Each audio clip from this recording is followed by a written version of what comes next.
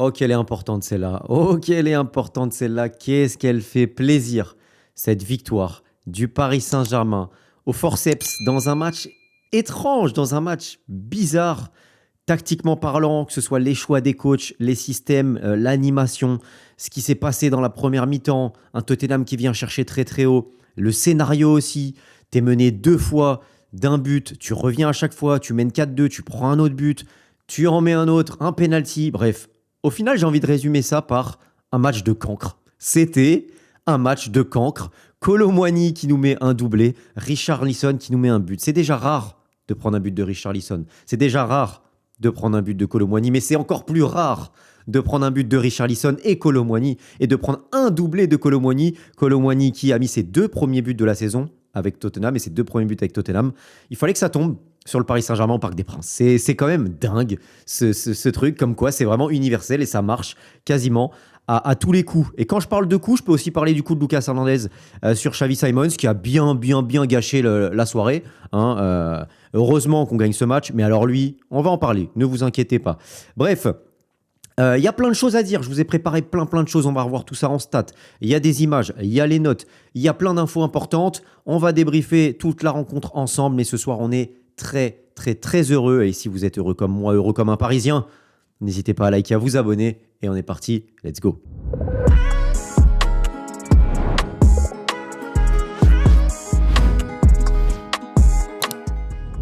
Et je démarre par ça, on démarre là-dessus. Le plus important ce soir, on le sait, c'était la victoire. Voilà, même si on voulait la manière, même si on aurait aimé la manière, ce qu'on voulait ce soir impérativement, avec les résultats qu'on a vus hier soir, avec les résultats qu'on a encore vus ce soir et que je vais vous montrer juste après, c'était l'importance de ces 3 points pour la qualif directe dans le top 8 et également pour se rapprocher des 2 premières places qui peuvent te qualifier directement pour les 8e de finale et également te permettre de recevoir au match retour jusqu'en demi-finale inclus. Donc c'était important vraiment de gagner ce soir. Au-delà de la manière, c'était les 3 points et on l'a fait d'une manière assez rocambolesque. 5-3, je pense que personne ne l'attendait celui-là. Autant les 5 buts du PSG, ça ne me choque pas. Autant les 3 buts de Tottenham, avec le peu de production qu'ils ont fait, mais ils ont mis 3 buts, c'est quand même fou. Mais c'est triste parce que le PSG, on n'a pas besoin de concéder 10 milliards d'occasions pour prendre des buts, et ça c'est vraiment relou. Mais bon bref, c'est pas grave, on l'emporte quand même 5-3. Le Paris Saint-Germain est d'ailleurs, et ça c'est fou les amis, le Paris Saint-Germain est la meilleure attaque de Ligue des Champions. Alors que comme vous pouvez le voir, et ça c'est le premier truc qui me saute aux yeux et qui commence à m'énerver, et je pense que vous aussi, regardez les 5 buteurs. Je vous laisse 2 secondes pour remarquer, je pense que vous avez déjà remarqué, il n'y a pas d'attaquant. Voilà, on est une équipe tellement exceptionnelle qu'on arrive à être meilleure attaque de Ligue des Champions sans attaquant. C'est incroyable, sans attaquant. Et on peut regarder toutes les contributions dans cette Ligue des Champions. Il doit y avoir quoi? Un but de Doué peut-être? Un but de Barcola? Grand max, un but de Gvara, je crois, à l'Atalanta. C'est tout. C'est quand même dingue. Et ce soir encore, 5 buts.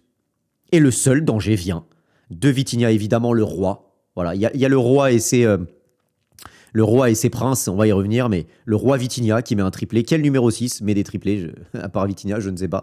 Vitinha, Fabian Ruiz et Pacho. Encore une fois ce soir, pas d'attaquant, pas d'offensif qui marque. Et ça commence à peser. Parce que quand tu es dans le dur, tu peux pas tout le temps être sauvé par un milieu de terrain qui met un triplé, par un Neves qui met un triplé, par un Ruiz. Tu ne peux pas être... Pacho, c'était son 2e but d'ailleurs de sa carrière au Paris Saint-Germain. Ouais. Bon bref, c'est pas grave. On met quand même 5 buts et du coup, on va revenir. Mais l'importance de cette info.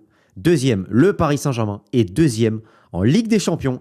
Et ça, c'est une très bonne nouvelle au vu du calendrier ultra compliqué qu'on a, un des plus durs de la compétition avec le Bayern, au vu du coup aussi de tous les blessés qu'on a pu avoir, au vu des absents, au vu de la forme physique et au vu de la non-préparation, avec tout ce calendrier-là et tout ce qu'on a pu vivre sur ce début de saison et l'année dernière, et la saison dernière, être 2e de Ligue des Champions au bout de 5 journées, c'est très fort. Et le pire, c'est que tout ça, c'est fait sans tes attaquants. C'est incroyable. C'est incroyable. Vraiment, cette équipe, elle est incroyable. Elle nous énerve par moments, mais quand même, on l'aime cette équipe et elle a été encore une fois valeureuse. Elle revient à chaque fois, des éclairs de génie. Elle a dominé dans son ensemble. Et ouais, bon, il y a eu quelques choix quand même, on va y revenir. Je voulais revenir là-dessus pour démarrer. Après, on va voir les statistiques et les moments forts de cette rencontre. Le premier choix, c'est le 11 de départ de Luis Enrique avec Quentin N'Jantou qui a démarré en faux numéro 9. Un choix osé, un choix qui aurait pu s'avérer payant, un choix intéressant parce que c'est la première fois qu'on voyait N'Jantou titulaire en Ligue des Champions, mais c'est aussi la première fois qu'on voyait N'Jantou titulaire avec un 11 de titulaire. Avant, face à Auxerre, face à Lille, face à Lorient, comme on le discutait en avant-match live à 19h. D'ailleurs, un grand merci à tous ceux qui étaient présents. Et si vous n'étiez pas là, n'hésitez pas à venir avant les matchs de Ligue des Champions. Et on se retrouvera d'ailleurs aussi samedi, normalement, en avant-match pour Monaco. Et du coup, oui, on était content de voir N'Jantou titulaire, surpris, mais content. Et on se disait que c'était une bonne chose de le voir avec tout le 11 de titulaire parce que face à Lille, face à Auxerre, face à Lorient, il était avec beaucoup de remplaçants. On se souvient, Lorient, le milieu de Titi parisien, entièrement constitué de Titi parisien. Donc c'était intéressant de le voir avec tout le monde. Le problème, c'est que là, il a été jeté vraiment en pâture parce que Tottenham a joué d'une manière totalement différente. Et vraiment, ça a été très compliqué pour N'Jantou qui a touché très peu de ballons, qui a été servi dans des... Enfin, malheureusement, la première mi-temps, elle est pas loin d'être cata du Paris Saint-Germain et de nos trois offensifs. Et le problème pour N'Jantou, c'est que là, il n'a pas joué avec Doué et Dembélé. N'Jantou, il a joué avec Barcola et Kvara. Et Barcola Kvara, en ce moment, c'est très très compliqué. Donc le pauvre N'Jantou, il a eu que des ballons casse-pipe. Ça a été hyper compliqué pour lui. Donc le choix ne s'est pas avéré payant. Mais sinon, c'était le 11 classique. Et on va revenir du coup tout à l'heure sur les notes. Et puis côté Tottenham, grosse surprise. Je regarde quand même parce que j'ai l'impression que je parle déjà beaucoup. Grosse surprise, c'est qu'en fait, alors sur le papier, on pensait que c'était cette compo-là, mais en fait, surprise, Thomas Frank est venu en espèce de 4-4-2 losange. Donc, comme on l'avait dit, deux offensifs, la possibilité donc d'enlever un offensif pour densifier au milieu de terrain avec Pape Matar Sarr, le Sénégalais, donc aux côtés de Bentancur, et donc du coup Bergval qui a été préféré à Palinha, et devant, Kolo Muani a été préféré à Mohamed Kudus. Sur le côté, Spence, on le savait, préféré à Udogie. Et également, du coup, on le voit, dans la défense centrale, Archie Gray, qui est du coup un milieu de terrain, qui a bien joué au milieu de terrain, dans une sorte de 4-4 de losange, avec Bentancur en point de basse, Bergval, Pape Matar Sarr, et Archie Gray, du coup, dans ce milieu à 4, avec une défense à 4. Et ça nous a posé beaucoup de problèmes. Parce qu'on a eu beaucoup de soucis à ressortir. Il y a eu beaucoup de monde. Ils avaient énormément de monde au milieu de terrain. Et du coup, on n'arrivait pas à trouver nos joueurs. Et je pense que c'est... Alors, à voir si Nuno Mendes est blessé, mais je pense que c'est aussi peut-être pour ça qu'il sort. C'est que Nuno Mendes, on ne l'a pas vu de la première mi-temps. Et d'habitude, il vient, il porte le ballon, il propose des choses, il accélère, il se propose dans le milieu de terrain, il se propose devant. Et là, on ne l'a pas vu du tout. Et du coup, Vitinha était très, très bas sur le terrain. Et Neves essayait de se rapprocher, mais du coup, Neves n'était pas dangereux du tout. Et en fait, la relation Vitinha-Neves-Ruiz sur la première mi-temps, elle est un petit peu coupée. Ils ont du mal à se trouver. Ils ont du mal à être assez haut sur le terrain. Et au final, il n'y a aucun danger pour Tottenham. On a du mal à ressortir. On a du mal à se trouver. Mais ouais, on n'a pas produit grand-chose sur la première mi-temps. Et je pense que ça doit se voir en statistiques. Alors, du coup, on va enchaîner avec ça. Les statistiques. Et oui, du coup, l'importance quand même, je le dis, d'avoir remporté ce match ce soir parce que, regardez, c'est assez compliqué pour tout le monde. Monaco a fait match nul. Le Bayern a perdu. L'Inter a perdu. L'Atalanta a battu Francfort. Liverpool a encore perdu à domicile. Deuxième défaite d'affilée pour Liverpool à domicile face à Eindhoven, une équipe... Oh, putain. Le Real a gagné avec difficulté 4-3.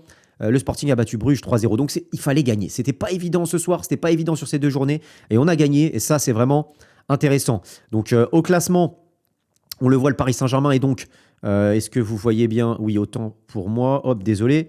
Le Paris Saint-Germain est donc deuxième avec une différence de plus 11, donc 19 buts marqués, meilleure attaque, mais il est là le problème. 8 buts encaissés en 5 matchs. On encaisse beaucoup trop de buts. Et ce soir, on va le voir en stats, mais encaisser 3 buts face à Tottenham.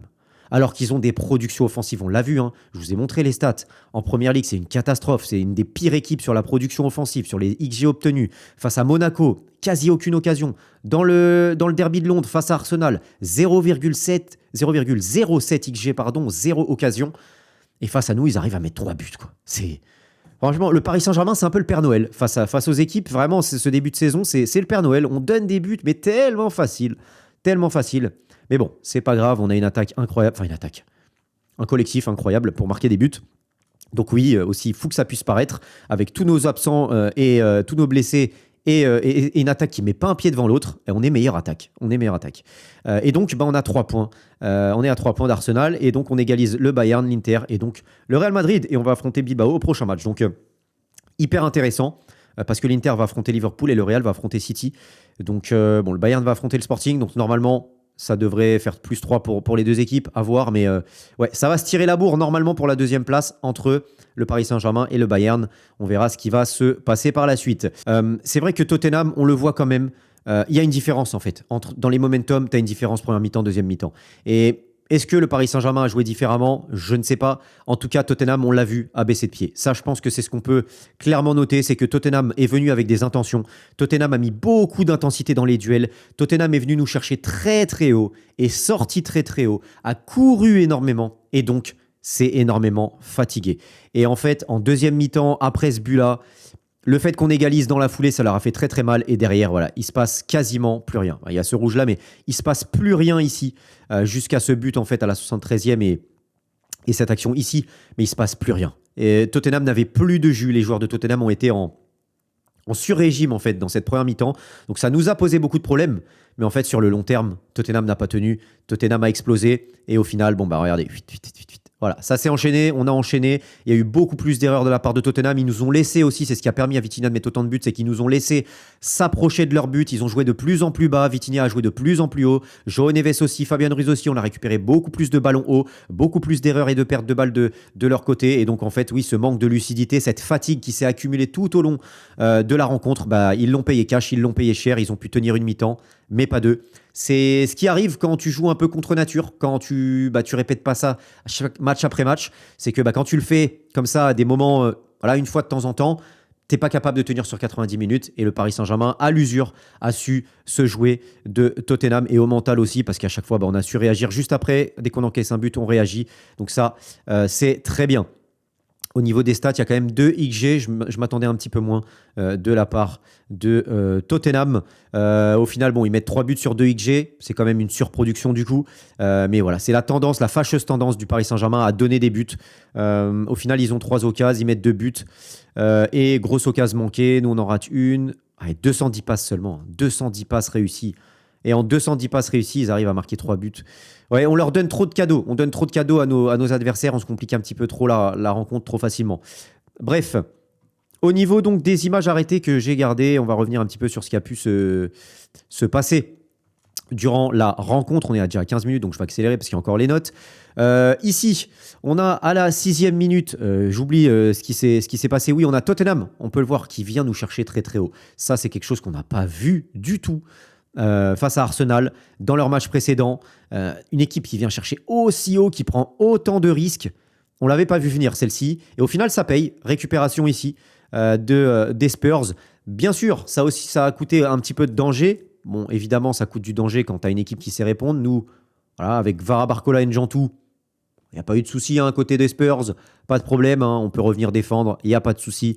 On n'a pas su utiliser ces espaces-là parce que voilà, nos attaquants n'ont vraiment pas fait un bon match. Ici, on n'a que des frappes de loin, malheureusement, pour répondre dans cette première mi-temps. La frappe de Fabian Ruiz. On a aussi un magnifique ballon de Vitinha au-dessus de la défense pour Ryan Zaïre-Emery. Et puis, on a bien sûr la chance d'accueillir l'équipe de rugby de Tottenham qui nous a joué ces longues touches. Bref. Et oui, et du coup, à la 11e minute, on voit cette séquence-là où on est sans solution. On est sans solution. Tottenham est en bloc médian, on les voit. Les 4 défenseurs, les 3-4 milieux de terrain et les 2-3 offensifs par moment avec Pape Matar Sarr qui sortait. Mais ouais, Tottenham nous a attendu vraiment en bloc médian, a bien défendu cette bascule entre le bloc médian et le bloc bas quand on arrivait à s'approcher. Mais on a vraiment eu du mal. On a vraiment eu du mal à se créer des occasions. Il n'y a eu que des frappes de loin, pas de grosses occasions à se mettre sous la dent, hormis cette passe magnifique de Vitinha pour Warren. Mais ouais, ça a été très compliqué. On voit encore une fois la Tottenham très très haut sur le terrain. On n'arrive pas à ressortir. Vitinha est esselé. C'est João Neves qui redescend. On a vu Nuno Mendes très très bas, ne pas ressortir. Njantou aussi beaucoup de mal à se rendre disponible au milieu de terrain. Ouais, on a été surpris, je pense, par cette organisation de Tottenham et on n'a pas su répondre. On n'a pas trouvé la clé. On voit Vitinha très très bas. Il y a peu de solutions. Il est entouré par 2 joueurs. Il n'y a pas de solution à part jouer en retrait. Il y a eu très très peu de mouvements. Vraiment un match de sénateur. Très très peu de mouvements de la part des Parisiens, notamment des offensifs. On ne voit pas nos ailiers. On n'a pas vu Njantou. À un moment donné, ils sont pas là pour marquer des buts. Ils sont pas là pour décrocher. Ils sont pas là pour faire des appels. Ils sont pas là pour donner du mouvement. Ils sont pas là pour faire des différences. J'ai l'impression vraiment qu'on joue avec une base, un socle. Et en fait, il n'y a pas la tête. Il manque la tête. Et il manque nos 3 attaquants. C'est C'est incroyable. Bref, il a fallu aussi cette frappe de Gvara qui arrive juste à côté du poteau. Mais ouais, à part des petits exploits comme ça avec cette frappe de Gvara et de Ruiz, il se passe pas grand-chose, quoi. On n'a pas mis Vicario, il n'y a pas un arrêt de Vicario, il n'y a pas de danger. Ça, c'est quelque chose qu'on a observé face à Arsenal. Les ballons au-dessus de la défense. Et Vitinha trouve une magnifique passe pour Warren. Mais on l'a très peu fait. Pourquoi? Parce que Barcola Gvara demandait constamment. Barcola, Gvara et Njantou demandaient constamment dans les pieds. Il n'y avait aucun mouvement, aucun appel dans la profondeur. Quand il y avait un appel de temps en temps, ils n'étaient pas servis. Mais ouais, c'est la production offensive de nos attaquants. Elle est trop pauvre. Elle est trop pauvre. Là, on a une bonne sortie de Chevalier qui s'est rassuré sur cette première sortie. Malheureusement, ouais. Je pense qu'il aurait pu faire mieux au global sur cette prestation, sur ce match Chevalier. Surtout le deuxième but. Il faut que je le revoie, mais il me semble que le deuxième but, il est un petit peu fautif. Il peut mieux faire. Pour le reste, je crois que c'est pas de sa faute. Mais ouais, prendre un but de Richarlison, voilà, là, on laisse centrer Bergval. Ils ont clairement identifié le côté droit comme le point faible. Toutes leurs attaques passaient du côté droit. Côté gauche, c'était 18%. Tout est passé du côté droit. Et là, ça passe dans le dos de Warren. Bergval arrive à passer. Hop, et peut centrer. Avec un bel appel, je crois que c'est Archie Gray qui appelle ici. Et le centre pour Colomwani qui remet. Voilà. Malheureusement, Nuno Mendes, et je pense que c'est à voir s'il était blessé, mais Nuno Mendes qui dort, qui est pris par Colomwani. Et voilà. Richarlison qui surgit. Ouais, c'est bête. Prendre un but comme ça, c'est bête. C'est la première occasion c'est la première occasion de Tottenham. Tu dors au deuxième poteau. Ouais, c'est la première fois qu'ils viennent dans ta surface. Enfin, voilà, c'est un cadeau, mais bon, il y a Monsieur Vitinha ce soir, le roi, le grand roi Vitinha, le monument parisien. Je pense qu'on a le Louvre, on a l'Arc de Triomphe, on a la Tour Eiffel, on en a plein, on a Montmartre et on a désormais Vitinha. Je pense que Vitinha, il est là au monument parisien. Regardez-moi ça. Oh là là, barre rentrante, quel homme exceptionnel. À la mi-temps, changement. Nuno Mendes sort, alors apparemment blessure, à voir ce qui s'est passé. Apparemment, Nuno Mendes est blessé. Moi, j'avais plus l'impression que c'était tactique, mais à voir si c'est une blessure ou pas. Coral enroulé, pied gauche, pied droit, pied gauche, enroulé, barre rentrante. Qu'est-ce que vous voulez? Qu'est-ce que vous voulez? C'est ce mec, il est exceptionnel. Et oui, voilà, l'entrée de Lucas, qui a été avant son coup de cou complètement débile, qui a été bonne parce que on manquait d'intensité, physique, on manquait d'impact. On a eu des joueurs qui dormaient. Et Lucas Hernandez a amené ça, cet impact physique, cette grinta, ces coups. Malheureusement, c'est trop poussé à l'extrême. Voilà. Mais ici, c'est lui qui vient. C'est lui qui surgit dans les pieds de Pape Matar Sarr, qui fait limite faute et qui vient récupérer ce ballon pour la talonnade en une touche de João Neves. Quel geste. Quel geste. Talonnade en une touche. Il a tout vu. Il n'est même pas face au jeu. Talonnade exceptionnelle. Et Fabien Ruiz aussi en une touche. Enfin, vous voyez comment c'est dangereux de récupérer des ballons hauts et comment c'était important de... Et ça, je ne l'ai pas reconnu. Ça, c'est quelque chose que Arsenal a très bien fait. Et je n'ai pas reconnu le PSG là-dessus. Et encore une fois, je vais m'en prendre toujours au même, mais nos offensifs, ils ont dormi. Nos offensifs n'ont mis aucune intensité au pressing et au contre-pressing. Et ici, qui récupère, c'est Lucas Hernandez, alors qu'on est aux abords de la surface de Tottenham. Ici, ce pressing-là, ça doit être Barcola, Gvara ou Njantou qui le fait. Et vraiment, ils ont mis aucune intensité. Donc Tottenham a pu ressortir. Tottenham n'a pas été sous pression. Tottenham n'a pas été poussé à la faute. Et elle est poussée à la faute qu'à la 60e grâce à Lucas Hernandez ici. Ballon récupéré haut, ballon dangereux. Voilà. Il suffit d'une talonnade et d'une frappe, doublement en une touche, pour marquer. Et le foot, c'est pas compliqué. Encore faut-il s'investir. Et c'est vrai que le match de nos offensifs, vraiment, c'est... Ah, je l'ai en travers. Vraiment, je l'ai en travers, surtout qu'on en avait parlé ensemble. On attendait nos offensifs, on attendait Barcola et Gvara, parce qu'à un moment donné, c'est bon, quoi. Faut quand même qu'ils marquent des buts. Faut quand même qu'ils soient là, qu'ils aient des prestations abouties. J'en perds mon français. Et puis, bon, le triplé. Vitinha sur penalty. Triplé. Quel homme Vitinha. Ici, c'est quoi? Ah oui, l'entrée d'Ousmane Dembélé. Dembélé, le retour de Dembélé, ça fait plaisir. Mais ici, on comprend qu'il est encore, je ne sais pas s'il est encore blessé, mais il n'est pas à 100%. Hein. Parce qu'ici, il peut y aller, il doit y aller. Ici, il doit y aller. Il stoppe sa course. Ça permet aux défenseurs de revenir. Au final, il tente une passe alors que Ramos, regardez où est Ramos. La passe, elle est beaucoup trop tôt. Elle est beaucoup trop tôt. Il n'est pas du tout dans le tempo. Il doit aller provoquer. Il ne le fait pas. Il arrête sa course. Il fait une passe pas du tout dans le bon tempo. Au final, la passe, elle est interceptée. Ouais, pas du tout en jambes, Ousmane. Et puis là, le carton rouge bête. Voilà, le carton rouge bête. Évidemment, c'est rouge. C'est un coup de coude débile. Comme je ne l'ai pas screen Mais sa défense, là, sur le troisième but, il y a Pacho qui est sur Kolo Muani. Que fait Lucas Hernandez? Il revient, il vient jouer le duel en catastrophe, alors qu'il n'y a pas de problème. Il y a Pacho qui est en face de Kolo Muani, qui est en train de gérer le duel. Kolo Muani choisit de faire un crochet côté droit. Que fait Lucas Hernandez? Au lieu de rester à distance, au lieu de rester dessus et de le suivre, il se jette. Voilà, il se jette alors qu'il n'y a pas de raison de se jeter. Il se jette, au final, contre-favorable pour Kolo Muani, qui est tout seul côté droit et qui frappe. Franchement, je suis Pacho, je vois ça, je suis dégoûté. Dégoûté. Qu'est-ce que tu viens te jeter à mettre ton pied bêtement comme un no-brain, comme un débile? Je comprends pas. Franchement, je comprends pas Lucas Hernandez. Vraiment. Et ce match, je vous le dis les mecs, je suis le premier à le défendre, je suis le premier à dire il est polyvalent, il est important dans le groupe, leader, expérience. Mais que dalle. Que dalle quand tu vois ce genre d'action, quand tu vois cette débilité. Que dalle. Loin de mon club, Lucas Hernandez. Honnêtement, je sais pas ce que vous en pensez, mais après avoir vu ça, je n'en veux plus. C'est pas possible d'être aussi bête, c'est pas possible de prendre un rouge avec ton expérience, avec ton âge, de mettre un coup de coude pareil, de te jeter à chaque fois défensivement pour rien, alors qu'il n'y a pas de danger. C'est... Bref. Et oui, la standing ovation pour finir sur une bonne note de monsieur Vitinha. Donc ouais, un match qui a été bizarre, un match de cancre. Vraiment, je trouve, si je dois le résumer, c'est un match de cancre, c'est-à-dire un Tottenham qui a essayé, parce que, tu sais, c'est un peu, Tottenham, c'est le mauvais élève qui révise pas du tout, mais qui, pour une fois, a décidé de réviser. Mais comme ils ont révisé à la dernière minute, bah, il n'y a pas de miracle. Tu vois ce que je veux dire? T'as réussi à avoir, grâce aux révisions de dernière minute, t'as réussi à sauver les meubles, t'as réussi à avoir 7 ou 8 sur 10, sur 20, pardon, mais t'as pas la moyenne. Voilà, t'as pas la moyenne, t'as échoué. Bah, c'est exactement Tottenham qui, à la dernière minute, ils ont décidé de jouer, de produire quelque chose, mais au final, bah, ça n'a pas suffi, techniquement, physiquement surtout, ils ont pêché dans la deuxième mi-temps. Et ouais, voilà, tu peux pas réviser un partiel à la dernière minute, mon gars. Surtout un partiel aussi compliqué que le Paris Saint-Germain. Et en plus, on t'a aidé, hein. C'est-à-dire que le prof t'a mis des choses, il t'a mis des petits trucs faciles, hein. On t'a aidé à marquer des buts, on t'a aidé avec 3 devant inutiles. Mais putain, je m'insupporte. Ma voix doit être horrible à écouter. C'est terrible. Bref, on finit par les notes du coup. Mais ouais, match de cancre. Franchement, les gars, dites-moi si vous en êtes jusqu'à là dans la vidéo. Dites-moi si vous deviez résumer en un mot ce match, ou une petite phrase. Moi, vraiment, ce serait un match de cancre.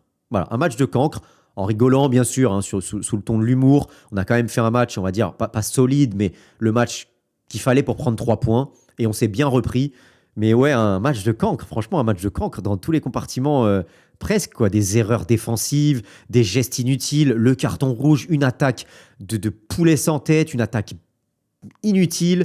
C'est lunaire. Ce match, il est lunaire. 8 buts. 8 buts. Meilleure attaque de Champions. Enfin, c'est n'importe quoi. Vraiment, c'est n'importe quoi ce match. Bref. Lucas Chevalier, du coup, c'est un 5 pour moi. Alors, Luis Enrique 6, pardon. Parce que tu gagnes. Mais, et c'est le plus important, était deuxième de Ligue des Champions, mais il y a eu des choix un peu bizarres, une équipe qui n'a pas joué son football et surtout un trio qui est inoffensif. Et là où je lui mets pas 7, du coup, c'est aussi sur le choix. Alors le choix N'Jantou, parce que du coup, il s'avère pas payant. Et le choix Kvara et Barcola. Pourquoi? Parce que c'est quelque chose qu'on dit à plusieurs reprises et je pense qu'on est plusieurs maintenant de plus en plus à le penser. C'est que c'est pas logique que ce soit, encore une fois, Kvara qui démarre côté droit. Pourquoi Bradley Barcola et d'office côté gauche? Qu'est-ce qui justifie dans les performances de Barcola? Parce que moi, sur ce match, pour moi, Kvara est meilleur que Barcola. Et depuis le début de saison, même si Kvara fait pas un bon début de saison, Kvara est meilleur que Barcola. J'ai l'impression. Dites-moi ce que vous en pensez. Mais en tout cas, qu'est-ce qui justifie qu'on mette, sachant que Barcola est meilleur à droite que Kvara, qu'est-ce qui justifie qu'on mette Kvara côté droit alors qu'il est mauvais côté droit pour Barcola côté gauche? Comme si c'était le sauveur de la nation. Pour moi, il ne mérite pas. Et il devrait aller sur le côté droit. Tout simplement. Donc bref, pour ce choix, je mets 6 à Luis Enrique. Et pour évidemment le choix qui ne s'est pas avéré payant de N'Jantou et les 3 buts encaissés aussi. Et le fait qu'on n'ait pas reconnu notre équipe sur la première mi-temps. Chevalier 5, parce qu'il me semble que sur le deuxième but, il faut que je revoie les images. Dites-moi en commentaire. Il me semble qu'il peut mieux faire sur le deuxième but. Il y a eu 1 ou 2 ballons mal négociés. 1 ou 2 ballons où il est un peu aux fraises. Voilà, il y a eu 2-3 bonnes sorties, 2-3 très bonnes sorties, et 2-3 mauvaises, où il est un petit peu aux fraises. Donc au global, je me voyais pas lui mettre en dessous de la moyenne, je sais pas pourquoi, mais le 4 s'entend largement, si vous me dites 4 en commentaire, Je serais d'accord avec vous. Nuno Mendes, c'est un 5, voire un 4. Honnêtement, je ne l'ai pas reconnu. Il a traversé la rencontre, je ne l'ai pas reconnu. Et pour moi, il n'a pas joué. Pour moi, il n'a pas joué. Donc, ouais, je mets 5, mais je suis gentil. C'est 5 vraiment parce qu'il y a une victoire. Pacho, c'est un 8, parce que même si on prend 3 buts, il a été monstrueux. Dès le début de la rencontre, il a explosé tout le monde. Des coups d'épaule, des duels gagnés, des duels aériens gagnés, un ballon sauvé de la tête, un ballon sauvé aussi sur sa ligne. Il a été partout. Et malheureusement, il a été partout alors qu'il n'a même pas été aidé. C'est ça le pire. Il n'a même pas été aidé par son équipe. Lucas Hernandez sur le 3e but, il est ridicule. Donc ouais, Pacho a joué tout seul et il marque aussi. Il marque Pacho. Donc pour moi, c'est un 8. Marquinhos, 6. On a connu meilleur Marquinhos. On a connu Marquinhos plus important, plus attentif aussi sur certaines séquences. C'est pas un mauvais match, mais pour moi, c'est 6. Warren, c'est un 5 parce que offensivement, on l'a pas assez vu, alors qu'il avait vraiment un coup à jouer. On a vu Timber avec Arsenal profiter d'énormément d'espace à droite. Warren aurait dû profiter de ces espaces-là et ne l'a pas fait. Il n'y a qu'une fois où on arrive à le trouver au-dessus de la défense, et surtout défensivement, où il a été mis à mal sur le côté par Bergval, par une équipe qui est passée constamment sur son côté. Donc voilà, pour moi, c'est un 5. Vitinha, c'est un 10, évidemment. Est-ce que j'ai besoin d'en parler? Vitinha, c'est un match de patron, c'est un match de roi, c'est un 10 sur 10, c'est un triplé, même s'il y a le ballon perdu sur le but qu'on encaisse, et donc on pourrait mettre 9 si on est pointilleux, mais il a le droit aussi d'avoir des coéquipiers qui rattrapent ses erreurs, parce que c'est ça une équipe. Eh oui. Et quand derrière, il a des mecs qui limite sont à la limite de se télescoper, avec un Lucas Hernandez qui fonce tête baissée comme une auto-tamponneuse, et un Lucas Chevalier, même si c'est dur de lui imputer, j'aime pas faire ce genre de choses, mais il aurait pu faire un arrêt, c'est pas la frappe du siècle, voilà, on a connu pire quand même, mais voilà, ses compatriotes ne rattrapent pas son erreur, donc le pauvre, alors que lui, il va rattraper les erreurs de ses coéquipiers en mettant des triplés, tu vois, et il rattrape même ses propres erreurs à lui en mettant des buts.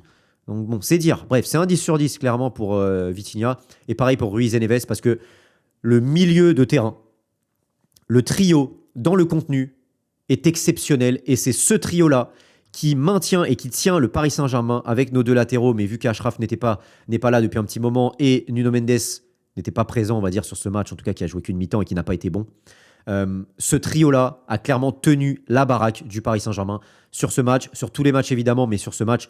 Et on le voit, l'importance de retrouver notre trio qui a été exceptionnel, tous décisifs. Et vraiment, le niveau de ce trio, c'est digne des plus grands. J'ai pas honte de le dire, c'est digne des meilleurs milieux de terrain du monde, de l'histoire du foot. Clairement, ces trois-là sont exceptionnels. La synergie de ces trois-là, c'est incroyable. Quand on parle de synergie de ces trois-là, difficile de parler d'eux. Hein. Ouais, et j'ai peut-être été même gentil dans les notes. Je sais pas ce que vous en pensez, mais Barcola, N'Jantou, ces trois, j'en veux pas au petit Titi d'avoir été jeté comme ça dans cette rencontre, mais malheureusement, il a quasiment tout raté. On l'a pas vu. Il a été difficilement trouvé. Barcola, parce que à un moment donné, il faut que tu te réveilles, garçon. On t'aime beaucoup, t'es polyvalent, t'as plein de qualités, mais il faut que tu te réveilles, bordel. Faut vraiment que tu te réveilles. On n'en peut plus de ce contenu. Menk Barak, je mets à 4, qui n'a pas forcément été bon, mais au moins on le voit. Il se rend disponible, il tente des choses, il essaye de dribbler, il frappe, il y a quelque chose, quoi. Même si c'est loupé, même si c'est pas bon, mais il tente quelque chose, on le voit au moins. Alors qu'il est exilé sur son côté droit. Et Barcola, il y a rien, bordel. Il y a rien. Qu'est-ce qui se passe avec Bradley Barcola? Sérieux? Franchement, j'aimerais qu'il vienne en commentaire, qu'il m'envoie un vocal, qu'il me dise qu'est-ce qui se passe, bordel? Est-ce que t'es malade? Est-ce que t'as un problème? Est-ce que tu t'es fait quitter par ta meuf? Je sais pas, est-ce que t'as un début de calvitie? Je sais pas, dis-moi qu'est-ce qu'il y a? Est-ce que t'as un champignon au pubis? J'en sais rien. Dis-nous, parle-nous, Barcola. Parle-nous, Bradley. Qu'est-ce qui se passe? Heureusement qu'on gagne, mais c'est fou de se dire qu'on a gagné 5-3, alors que ces trois-là devant ont été nuls et n'ont servi à rien. Même pas une passe D, je crois, sauf N'Jantou, mais je crois que c'est un coup franc au corner joué à deux. Ça compte pas vraiment pour une passe D, parce que bon, le but de Vitinha en une touche, il fait tout. Mais ouais, c'est dingue. C'est dingue, mais ça en dit long quand même. Ça en dit long quand même sur le potentiel du PSG, qui est deuxième de Ligue des Champions, premier du championnat, meilleure attaque de Ligue des Champions, en ayant une attaque zéro. Nul. C'est fou. C'est fou. Bref, j'ai fait 31 minutes. Je suis désolé, le débrief va durer 30 minutes. Bon, pardon, excusez-moi, mais j'avais beaucoup à dire. On se retrouve très vite pour une nouvelle vidéo. D'ici là, portez-vous bien. Et surtout, n'oubliez pas d'être heureux. Ciao.